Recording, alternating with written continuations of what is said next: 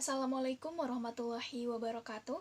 Perkenalkan, nama saya Rika Azizah, mahasiswa Universitas Juanda semester 3 Prodi Ilmu Hukum dengan NIM E201071. Merupakan mahasiswa pertukaran pelajar program MBKM antara Universitas Juanda dengan Universitas Surya Kencana. Baik, saya di sini akan mereview mata kuliah Hukum Pidana pertemuan ke-11 dengan dosen pengampu Ibu Profesor Dr. Hajah Henunara Aini SHMH dan Bapak Dr. M. Rendi Aridayandi SHMH. Pada pertemuan ke-11 membahas tentang penyertaan atau dalneming dalam tindak pidana. Penyertaan atau dalneming disebut juga dengan turut campur dalam peristiwa pidana, turut serta, dan turut berbuat delik. Penyertaan sendiri diatur dalam buku 1 bab 5 KUHP pasal 55 sampai dengan pasal 62, dan secara khusus diatur dalam buku 2 KUHP, buku 3 KUHP, dan beberapa peraturan di luar KUHP atau tindak pidana khusus. Nah, penyertaan sendiri pengertiannya adalah apabila suatu tindak pidana terlibat lebih dari satu orang atau beberapa orang melibatkan diri dalam satu tindak pidana. Nah, bentuk-bentuk penyertaan ada 5. Yang pertama, plegen atau pleger, yang artinya yang melakukan. Yang kedua, downplegen, yang artinya yang menyuruh melakukan. Yang ketiga, medplegen, yang artinya turut serta melakukan. Yang keempat, uitlocking, yang artinya membujuk atau menggerakkan. Yang kelima, medeplected, yang membantu melakukan.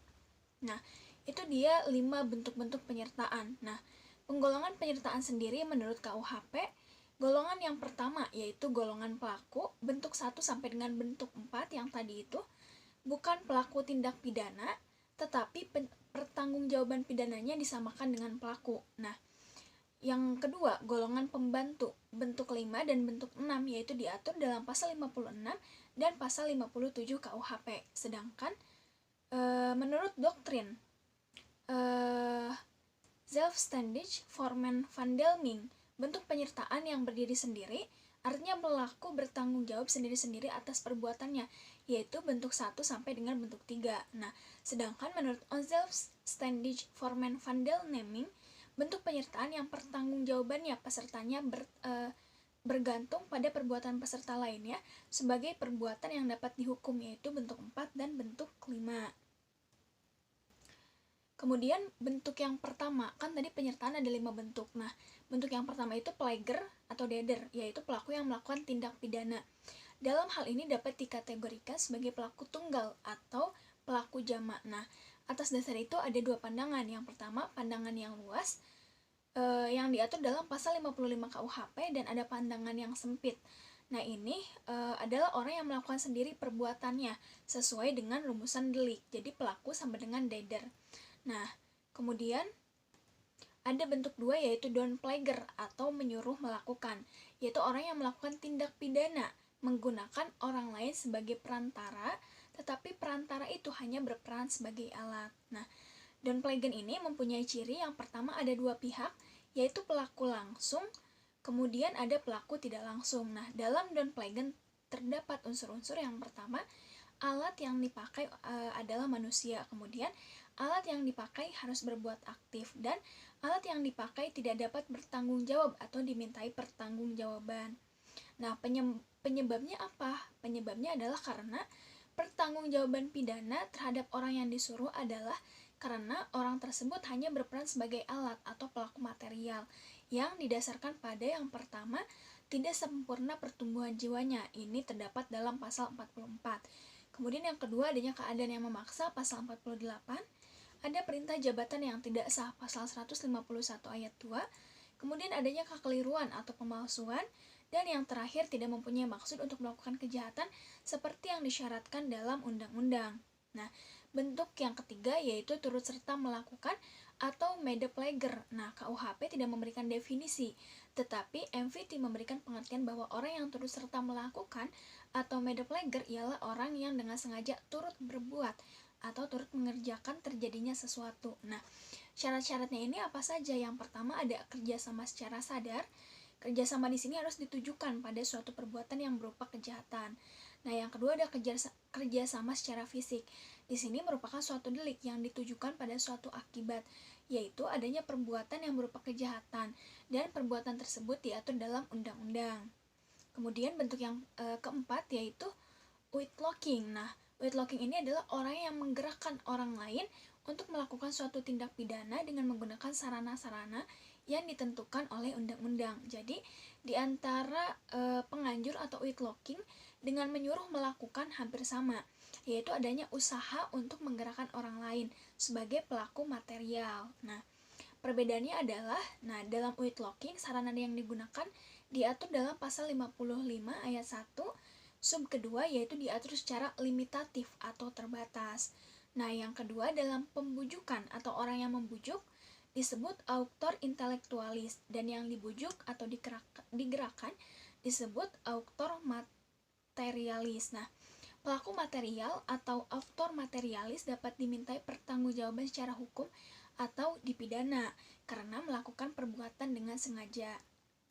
Kemudian dalam menyuruh melakukan atau downplegen, yang pertama sarana untuk menggerakkan tidak ditentukan atau tidak terbatas. Nah, dalam menyuruh melakukan, orang yang menyuruh disebut manus domina, sedangkan orang yang disuruh adalah manus ministra. Kemudian pembuat material atau manus ministra tidak dapat dipertanggungjawabkan secara hukum atau tidak dapat dipidana karena tidak mempunyai kehendak. Nah, syarat-syarat pemidanaan bagi penganjur atau penggerak, yang pertama adanya kesengajaan untuk menggerakkan orang lain untuk melakukan perbuatan yang dilarang. Kemudian yang kedua, menggerakkan atau menganjurkan dengan daya upaya atau sarana-sarana dalam pasal 55 ayat 1 sub 2. Nah, yang ketiga, pembuat material tersebut dapat dipertanggungjawabkan secara hukum dan dapat dipidana. Nah, maksud dari pasal 55 ayat 1 sub 2 adalah yang pertama untuk kepastian hukum, yang kedua untuk pedoman bagi hakim dalam pembuktian. Nah, terhadap pengaturan daya upaya serta secara limitatif ini, ada kritik dari Haswinkel Suringa yang mengatakan jika daya upaya tidak dibatasi, maka orang yang cerdik pandai dapat memakai daya upaya lain di luar KUHP atau di luar yang diatur oleh pasal 55 ayat 1 sub 2. Nah, misalnya ratap tangis, cerita-cerita keberhasilan, dan lain-lain. Nah, kemudian bentuk kelima yaitu Medepleger diatur dalam pasal 56 KUHP, yaitu ada dua bentuk. Yang pertama, pada saat kejahatan dilakukan, dalam hal ini tidak ditentukan bentuknya secara limitatif atau terbatas dalam undang-undang.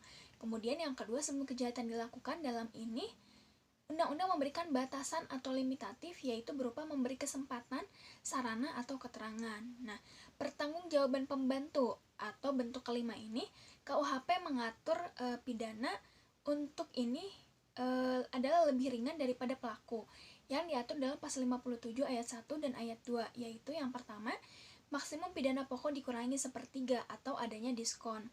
Kemudian yang kedua, apabila kejahatan diancam pidana mati atau seumur hidup, maka maksimum pidananya adalah 15 tahun. Nah, pertanggungjawaban pidana, yang pertama, pemidanaan untuk pembantu atau bentuk kelima adalah lebih ringan dari pelaku, pasal 57 ayat 1 dan ayat 2 KUHP. Seperti yang tadi disebutkan, maksimum pidana pokoknya yaitu dikurangi sepertiga, dan apabila kejahatannya pidana mati atau penjara seumur hidup, maka maksimum dipidana adalah 15 tahun. Nah, pengecualian terhadap prinsip di atas, yang pertama, pasal 333 ayat 4 merampas kemerdekaan orang untuk pembantu dipidana sama dengan pelaku. Kemudian pasal 231 ayat 3 penyimpanan barang, pembantu dipidana sama dengan pelaku. Nah, pidana tambahan untuk pembantu sama dengan pelaku atau pasal 57 ayat 3. Kemudian dalam pertanggungjawaban pembantu KUHP menganut sistem tidak tergantung pada pertanggungjawaban pelaku. Hal ini ada dalam pasal 57 ayat 4.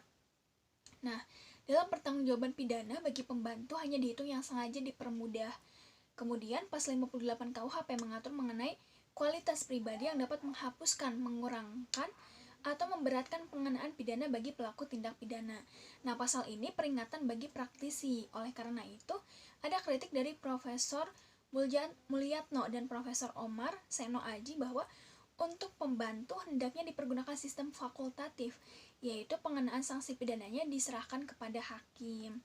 Nah, penyertaan dengan kealpaan atau culpos-delneming. Nah, tindak pidana yang disebabkan oleh kealpaan pada prinsipnya tidak dapat dipidana karena tidak mempunyai unsur kesengajaan. Misalnya, si A ini memberi gunting kepada B yang katanya mau menggunting kain, tetapi ternyata digunakan oleh B untuk melakukan kejahatan. Nah, berdasarkan contoh di atas, maka mereka yang membantu melakukan tindak pidana tidak dapat dikenakan sanksi pidana karena tidak mempunyai unsur kesalahan. Baik, sekian review dari saya. Mohon maaf apabila banyak kesalahan. Wassalamualaikum warahmatullahi wabarakatuh.